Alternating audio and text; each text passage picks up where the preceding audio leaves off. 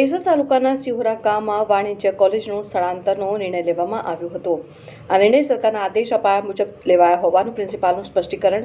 College સ્થળાંતરના નિર્ણયથી વિદ્યાર્થીઓ વાલીઓમાં સરકારના નિર્ણય વિરુદ્ધ અસંતોષ જોવા મળેલ હતો। વિદ્યાર્થીઓ વાલીઓએ હોબાળો કરતા હોબાળાને લીધે હાલ પૂરતો કોલેજ ખસેડવાનો નિર્ણય સ્થગિત કરાયો છે। હાલ કોલેજનું સંચાલન સિહોરા ગામ ખાતે ચાલુ રાખવામાં આવશે। ડેસર તાલુકામાં કોલેજ યથાવત રહે તે માટે સ્થાનિક ઉચ્ચ કક્ષાએ રજૂઆત કરશે। હાલ જે તે સ્થળે કોલેજ રાખવાના પ્રિન્સિપાલની જાહેરાત બાદ વિદ્યાર્થીઓ અને વાલીઓમાં રાહતની લાગણી પ્રસરેલ હતી। સરકારનો નવો આદેશ ન આવે ત્યાં સુધી કોલેજમાં શૈક્ષણિક કામગીરી નિયમિત રીતે ચાલુ રહેશે।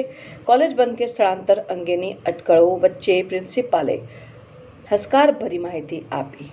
કયા કારણોસર?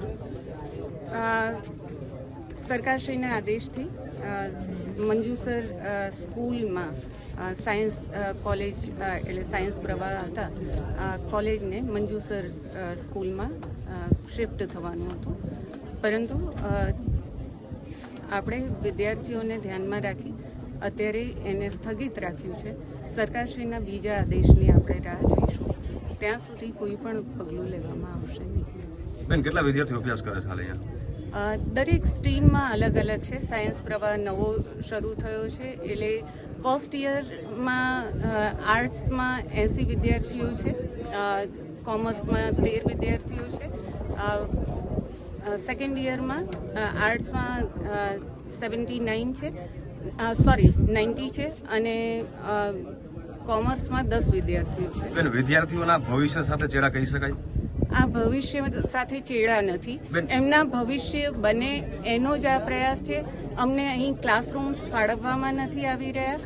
મારે કોઈ પણ જગ્યાએ શિફ્ટ થવાની કોઈ ઈચ્છા નથી, પરંતુ ક્લાસરૂમ્સ નથી ફળવાતા, એના લીધે સરકારશ્રીને રજૂઆત કરતા સરકારશ્રી દ્વારા આ નિર્ણય લેવામાં આવ્યો છે। બેન, તાત્કાલિક ધોરણે કોલેજ અહીંથી 35 કિલોમીટર દૂર ટ્રાન્સફર કરશે તો વિદ્યાર્થીઓને અવર જવર માટે સરકારશ્રીનો નિર્ણય હશે। એની માટે શું વ્યવસ્થા કરવામાં આવશે? નહીં, પણ શા માટે 35 કિલોમીટર દૂર કરીએ? હવે એ આદેશ અમે અત્યારે માન્ય નથી રાખ્યો, અમે સ્થગિત રાખ્યો છે। માન્ય નથી રાખ્યો કરતાં સ્થગિત રાખ્યો છે, અને સરકારશ્રીના બીજા આદેશ પછી જ કોઈ નિર્ણય લેવામાં આવશે। એટલે આ આદેશને સ્થગિત માની આની કોઈ ચર્ચા કરવાની હવે આવશ્યકતા જ નથી। બેન, એટલે એવું કહી શકાય કે હાલ અહીંયા કોલેજ કાર્યરત રહેશે? હાલ કાયમ રહેશે।